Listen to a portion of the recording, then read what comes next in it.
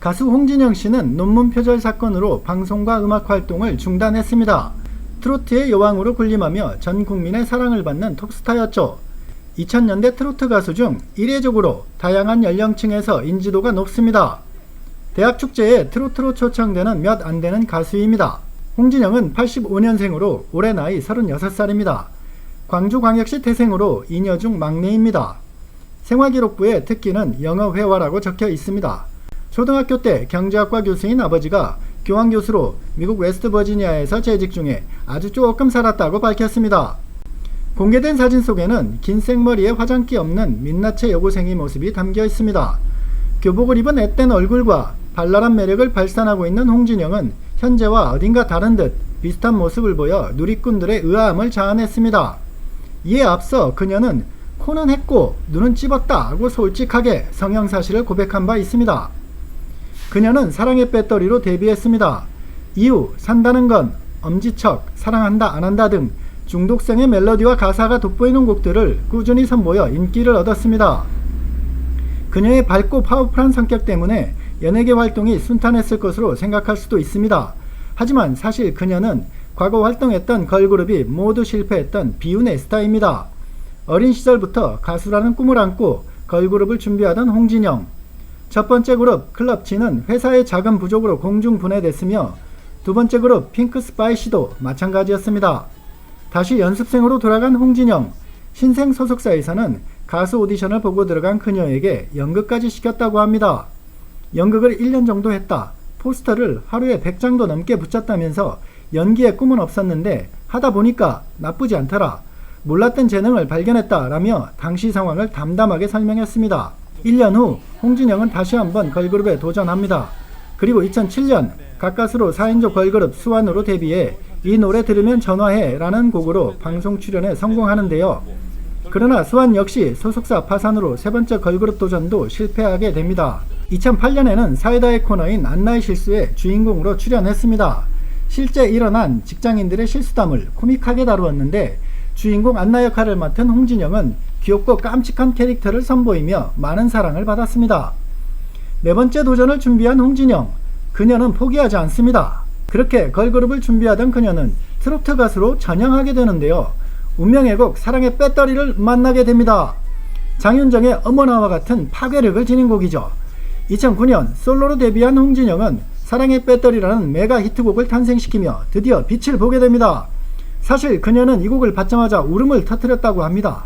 배터리, 짱 이런 단어가 많아서 가사가 유치하게 느껴졌기 때문이죠.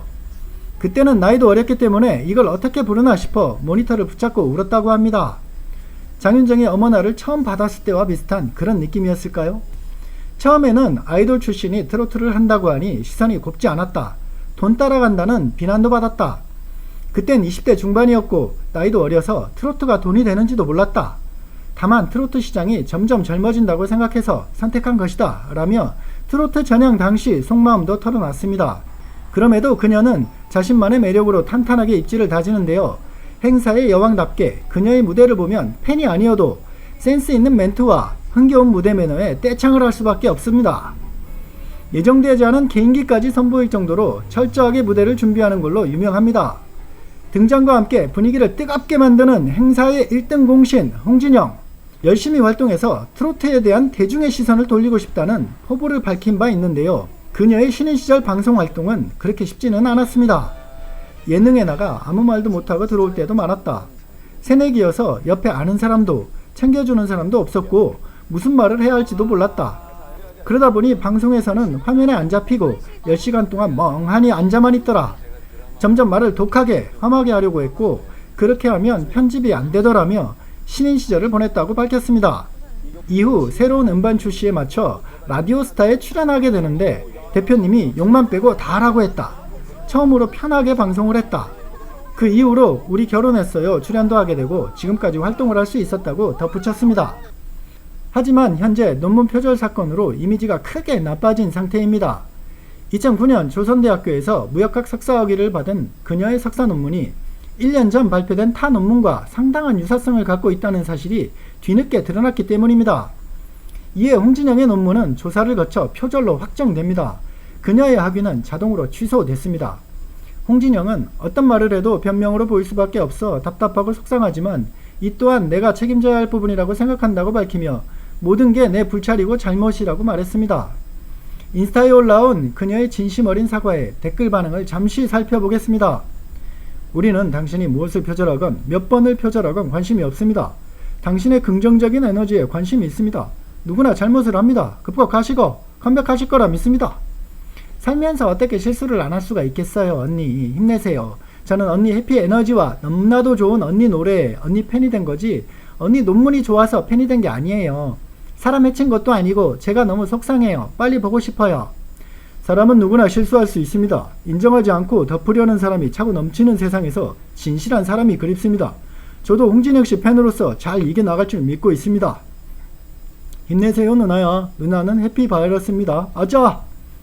큰제 아님 더한 놈들 천지인데 이쁜 노래로 이쁜 마음으로 빨리 노래 불러주삼. 화이팅! 많은 팬들은 진영씨가 보여준 정말 많은 좋은 모습을 더 많이 기억하고 있습니다. 가장 화나는 게 그거야. 이 논란이 진작 터졌으면 연예인으로 성공할 일도 없었고 논문 표절한 사람으로 뉴스 한번 타고 붙여졌겠지. 연예인 안 했어도 가족 백으로 하기 얻어서 잘 먹고 잘 살았겠고 그니까 이미 얻을 거 없고 거짓투성이인 사람이 반성을 한다고 하든 사과문을 쓰든 아무 의미가 없는 거야. 당장에 공부하고 있는 학생들 그리고 열심히 돈 버는 직장인들 참 이렇게 인생 잘못된 방법으로 편하게 사는 거 보면 현타 와서 공부도 일도 못하지. 이 사과문을 보고 응원하는 사람들은 전부 사람 볼 줄 모르는 순진한 사람들이니 통하는 거지 알만한 사람은 안다. 인스타에 올라온 댓글 반응이었습니다. 홍진영은 가수입니다. 그녀가 앞으로 사회에 되돌려줄 긍정의 에너지를 기대해 봅니다.